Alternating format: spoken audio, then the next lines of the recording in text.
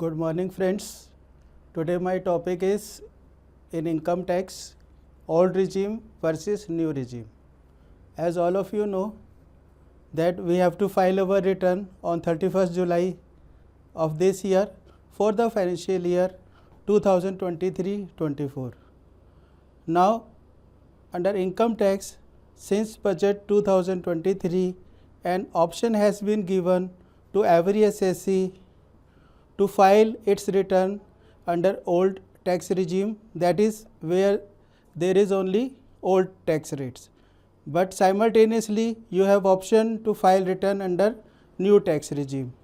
तो जो लोग income tax नहीं जानते, so there is lot of confusion about those persons that how to file the return, whether we should file in old tax regime or we should file in new tax regime. This is a very problem for the non income tax person. तो आज मैं आपकी confusion को दूर करता हूँ और बताता हूँ कि आपको रिटर्न अपनी न्यू टैक्स रिजीम में फ़ाइल करनी है या ओल्ड टैक्स रिजीम में फ़ाइल करनी है. तो इसके लिए आपको पहले कुछ बेसिक कंसेप्ट समझने होंगे under income tax. Income tax जो हमारा लगता है हमारी इनकम के ऊपर, उसको हम इस तरह से लिखते हैं. We divide our income in 5 different heads. Our first head of income is income under the head salaries.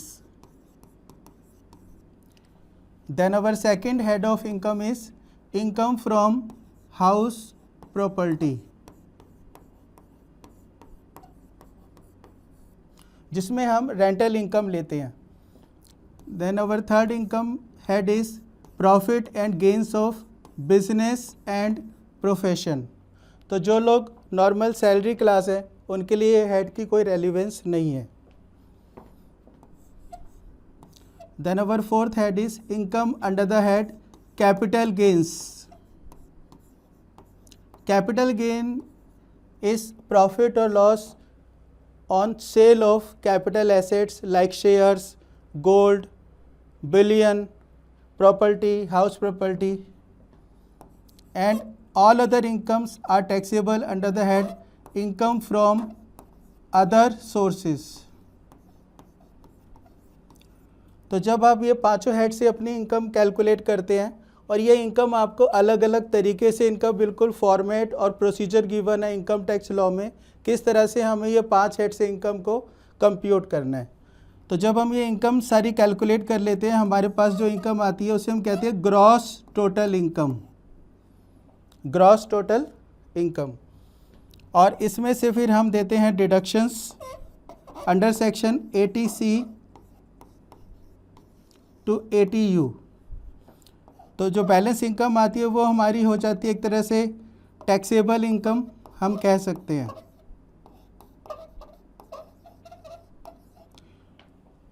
तो जब तक ओल्ड टैक्स रिजीम था before 2023 there was no confusion.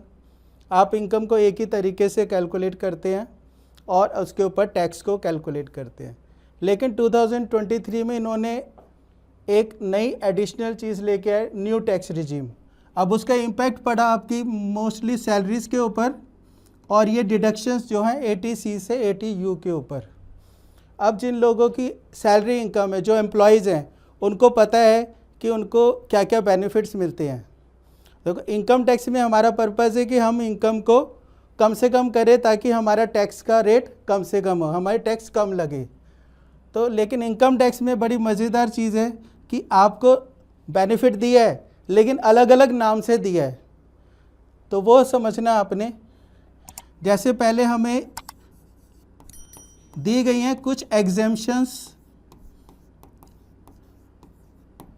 अब ये एग्जेम्पशंस हमें सैलरी इनकम में दी गई हैं. जैसे आपको पता ही होगा अगर आप सैलरीड इनकम हो कि आप हाउस रेंट अलाउंस की एग्जेम्पशन क्लेम कर सकते हैं, आप कन्वेंस अलाउंस की एग्जेम्पशन क्लेम कर सकते हैं, आप चिल्ड्रन एजुकेशन अलाउंस की एग्जेम्पशन क्लेम कर सकते हैं, आप ट्रैवलिंग अलाउंस की एग्जेम्पशन क्लेम कर सकते हैं. और भी बहुत सारे अलाउंसेज हैं जिनकी हम सैलरी हेड में इनकम में से डिडक्शन क्लेम कर सकते हैं, लेकिन उसको हम कहते हैं एग्जेम्पशन.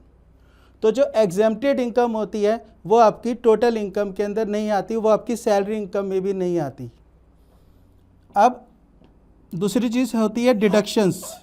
जो डिडक्शंस मैंने कहा 80C से 80U, ये डिडक्शंस हर एक एसएससी को मिलती है, चाहे उसकी बिजनेस इनकम हो, चाहे उसकी सिर्फ सैलरी इनकम हो, चाहे उसकी कैपिटल गेन इनकम हो, कोई भी इनकम हो, वो ये डिडक्शंस क्लेम कर सकता है। अब ये डिडक्शंस क्या है? ये गवर्नमेंट ने इंसेंटिव दिया है कि आप सेविंग करो, आप कोई खर्चा करो, आप अपने लिए LIC प्रीमियम दो, आप बच्चों की ट्यूशन फीस दो, आप हाउसिंग का प्रिंसिपल पे करो, आप म्यूचुअल फंड्स खरीदो, आप PPF में जमा कराओ, आप अपने एम्प्लॉयज़ का प्रोविडेंट फंड जमा कराओ, आप NPS में जमा कराओ, आपको डिडक्शन मिलेगी under 80C।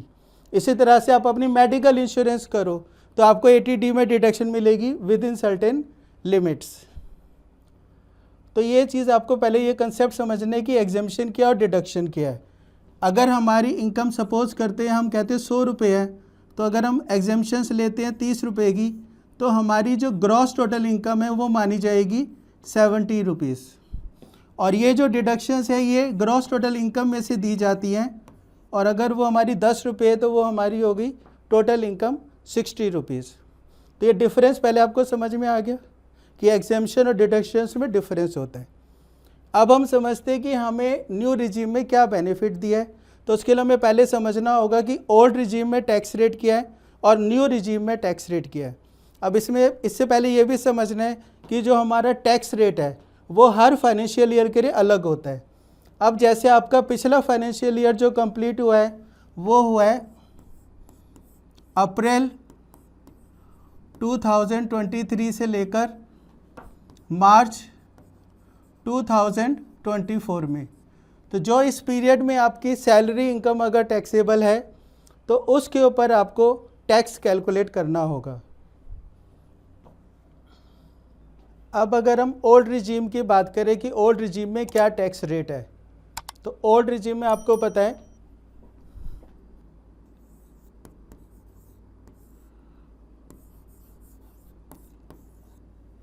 Income tax rate up to 2.5 lakhs nil है, कोई भी टैक्स नहीं है। 2.5 लाख से 5 लाख पर 5% है। 5 lakh to 10 lakhs it is 20%, and above 10 lakhs it is 30%। अब टैक्स लेने के भी गवर्नमेंट के कई तरीके हैं। गवर्नमेंट पहले टैक्स लेती है, फिर उसके ऊपर सरचार्ज लगाती है, फिर उसके ऊपर सेस लगाती है। तो ये सब कितना टैक्स बनेगा वो हम बाद में बात करेंगे। तो 2.5 लाख तक कोई टैक्स नहीं है, और 5 लाख तक 5% टैक्स है, 5 से 10 पे 20% टैक्स है, और 10 लाख से ऊपर 30% टैक्स है। ये तो थी ओल्ड रिजीम। तो अब न्यू रिजीम में क्या फ़ायदा हुआ? न्यू रिजीम में फ़ायदा होता है जो नए टैक्स रेट्स ये लेकर आए कि आपको इसमें इन्होंने ये कहा कि 3 लाख रुपए तक आपका कोई टैक्स नहीं लगेगा, और उसके बाद इसको उन्होंने बांट दिया अलग अलग स्लैब्स में कि 3 लाख से 6 लाख पे 5%, 6 लाख से 9 लाख पे 10%, 9 लाख से 12 लाख पे 15%, 12 लाख से 15 लाख पे 20%, और 15 लाख से ऊपर जो भी है उसके ऊपर 30%। तो आपको लग रहा होगा कि इसमें तो टैक्स रेट कम है। बेशक इसमें टैक्स रेट कम है। अगर हम किसी की पर्सन की इनकम कैलकुलेट करें तो उसकी 15 लाख रुपए तक की इनकम पर सिर्फ 1.5 लाख रुपए टैक्स आता है अंडर न्यू टैक्स रिजीम। लेकिन न्यू टैक्स रिजीम में कुछ डिसएडवांटेजेस हैं। वो डिसएडवांटेजेस क्या हैं कि न्यू टैक्स रिजीम में आपको कुछ एग्जेम्पशंस नहीं मिलेगी। जैसे सैलरीड एम्प्लॉय नॉर्मली किराया देता है तो HRA की एग्जेम्पशन क्लेम करता है, तो HRA की एग्जेम्पशन न्यू टैक्स रिजीम में नहीं है। तो सबसे पहले तो आप यहीं फंस गए, क्योंकि ओल्ड टैक्स रिजीम में आपको HRA की डिडक्शन मिलती है, HRA की एग्जेम्पशन मिलती है, जिसके कारण आपकी टैक्सेबल इनकम पहले से ही कम हो जाती है। दूसरा, आपको जितने भी कन्वेंस अलाउंस या चिल्ड्रन एजुकेशन अलाउंस या कोई भी अलाउंस है जो आपके पास है, जो आप क्लेम करते हैं, वो सारी डिडक्शन आपको न्यू टैक्स रिजीम में नहीं मिलेंगी। एक आपको यह भी मालूम है कि सैलरी के ऊपर स्टैंडर्ड डिडक्शन मिलती थी 50,000, पहले वो न्यू टैक्स रिजीम में नहीं थी, लेकिन इस साल से आप वो भी क्लेम कर सकते हैं। तो एक वही बेनिफिट है जो आपको दिया है। अगर हम इसको कंपेयर करें कि स्लैब वाइज इनकम को, तो ये एक चार्ट बनाया है कि ओल्ड टैक्स रिजीम और 22-23, 22-23 के लिए क्या टैक्स रेट था और 23-24 के लिए क्या टैक्स रेट है। तो ये थोड़ी सी आपको मुझे लगता है कॉम्प्लिकेटेड लगेगी ये वाली, तो इसको भी हम बाद में डिस्कस करते हैं। अब एक चीज़ आपको ध्यान रखनी है कि स्टैंडर्ड डिडक्शन जो 50,000 की है, ये अब न्यू टैक्स रिजीम में भी एप्लीकेबल है, मतलब आप क्लेम कर सकते हैं। तो इसका मतलब इस चीज़ का कोई फ़र्क नहीं पड़ेगा ओल्ड टैक्स रिजीम और न्यू टैक्स रिजीम में। तो क्वेश्चन ये अराइज होता है कि हमारा ऑब्जेक्टिव है कि टैक्स हमारा कम बने, न्यू टैक्स रिजीम या ओल्ड टैक्स रिजीम हमें कोई फ़र्क नहीं पड़ता, हमारा एकमात्र पर्पज़ है कि हमारा टैक्स जो है वो कम पड़ना चाहिए। तो उसके लिए एक टेबल ये बनाई है, इसको आप थोड़ा समझ सकते हैं, इसको थोड़ा समझा देता हूँ या इसका मोटा मोटा सार आपको मैं बताता हूँ। तो ये एक चार्ट बनाया है कि आपकी इनकम कितनी है तो आपको किस रिजीम में फ़ायदा होगा। अगर आपकी इनकम 7 लाख रुपए तक है तो आपको, और आप कोई भी एग्जेम्पशन क्लेम नहीं कर रहे, कोई भी डिडक्शन क्लेम नहीं कर रहे एटीसी में या एचआरए वगैरह, तो आपके लिए न्यू टैक्स रिजीम बेनिफिशियल है। लेकिन अगर आप एग्जेम्पशन और डिडक्शन क्लेम कर रहे हैं तो आप 1,50,000 तक की भी क्लेम करेंगे तो आपका टैक्स 0 होगा। न्यू टैक्स रिजीम में भी टैक्स 0 होगा, और ओल्ड टैक्स रिजीम में 0 तब होगा जब आप 1,50,000 की डिडक्शन क्लेम करेंगे। सिमिलरली अगर आपकी इनकम 8 लाख है तो न्यू टैक्स रिजीम में आपका टैक्स बनेगा 36,400। अगर आप चाहते हैं ओल्ड रिजीम में तो आपको 1,38,500 की आपको डिडक्शन क्लेम करनी होगी, 1,38,500 की डिडक्शंस और एग्जेम्पशंस क्लेम करनी होगी, तो फिर आपका ओल्ड रिजीम में भी टैक्स 36,400 बनेगा। लेकिन अगर आपकी एग्जेम्पशन और डिडक्शन 1,38,000 से कम है तो फिर आपको इसमें ओल्ड रिजीम में ज़्यादा टैक्स बनेगा। तो आपको समझना ही है कि ATC, ATD और जो भी AT के अंदर आपकी डिडक्शंस है, प्लस जो आपकी HRA, convince allowance, travelling allowance, जो भी आपकी वो एग्जेम्पशंस हैं, वो सब मिला के हम इस अमाउंट की बात कर रहे हैं। सिमिलरली अगर आपकी income, gross total income 9 lakh रुपए है तो आपका न्यू टैक्स रिजीम में टैक्स बनेगा 41,600। अगर आप चाहते कि ओल्ड रिजीम में भी आपका इतना ही टैक्स बने तो आपको 2,12,500 की कम से कम डिडक्शन क्लेम करनी पड़ेगी। अगर आप इससे ज़्यादा की डिडक्शन क्लेम कर लोगे तो आपका टैक्स इसमें 0 हो जाएगा।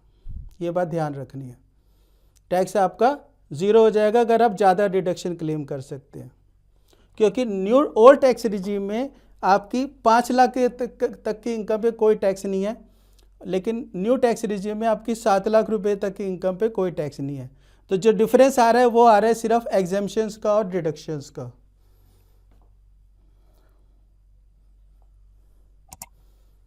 अगर आपकी इनकम 10 लाख है सपोज करिए, तो आपको 50,000 की स्टैंडर्ड डिडक्शन मिल गई। आप चाहते हो मैं न्यू रिजीम में फाइल करूं तो 9,50,000 रुपये पे आपको 54,600 टैक्स देना पड़ेगा।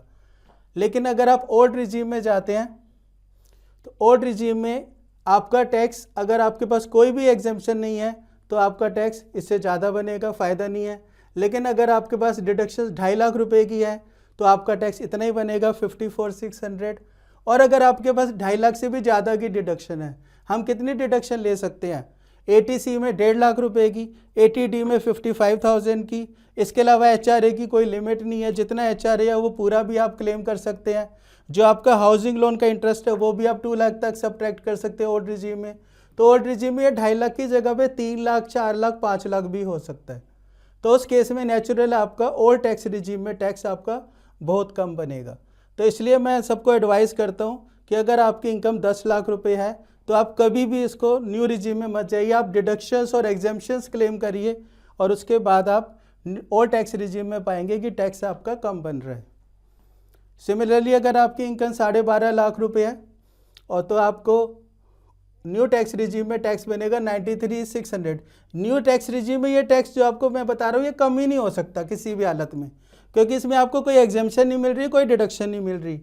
लेकिन ओल्ड टैक्स रिजीम में आप 3,12,500 की अगर डिडक्शन और एग्जेम्पशन क्लेम करोगे तो आपका टैक्स इतना ही बनेगा 93,600।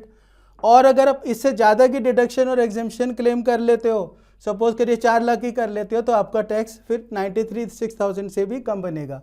तो इसका मतलब आपको ओल्ड रिजीम सिलेक्ट करनी चाहिए अगर आपका डिडक्शन और एग्जेम्पशन 3,12,500 से ज़्यादा है, और न्यू रिजीम सिलेक्ट करनी चाहिए अगर आपके डिडक्शन और एग्जेम्पशन 3,12,500 से कम है। सिमिलरली अगर आपकी इनकम 15 लाख है तो 15 लाख पे आपका न्यू टैक्स रिजीम में टैक्स बनेगा 1,45,600, और इसको अगर आपकी एग्जेम्पशन 3,58,000 से कम है तो आपको न्यू रिजीम सिलेक्ट करनी चाहिए, और आपकी एग्जेम्पशन और डिडक्शंस 3,58,000 से ज़्यादा है तो आपको ओल्ड टैक्स रिजीम सिलेक्ट करनी चाहिए ताकि आपका टैक्स जो है वो कम बने। तो ये लास्ट में मैंने दिया, अगर आपकी इनकम 16 लैक्स है तो 16 लैक्स पे आपका न्यू टैक्स रिजीम में सीधा सीधा टैक्स बन जाएगा 171,600, और 3,75,000 से अगर आपकी ज़्यादा की अगर आपकी एग्जेम्पशन और डिडक्शन है तो ये टैक्स आपका कम हो जाएगा ओल्ड टैक्स रिजीम में, और अगर इससे कम है आपकी एग्जेम्पशन और डिडक्शन तो फिर आपको न्यू रिजीम ही सिलेक्ट करनी चाहिए क्योंकि उसमें टैक्स कम बनेगा और बाकी में टैक्स आपका ज़्यादा बनेगा। मेरे ख्याल से आपको थोड़ा समझ में आया होगा कि हमें कौन सी रिजीम लेनी चाहिए, ओल्ड रिजीम या न्यू रिजीम। तो ये सब कुछ डिपेंड करता है आपकी एग्जेम्पशंस पे और डिडक्शंस के अमाउंट के ऊपर। I hope it is clear to you. Thank you.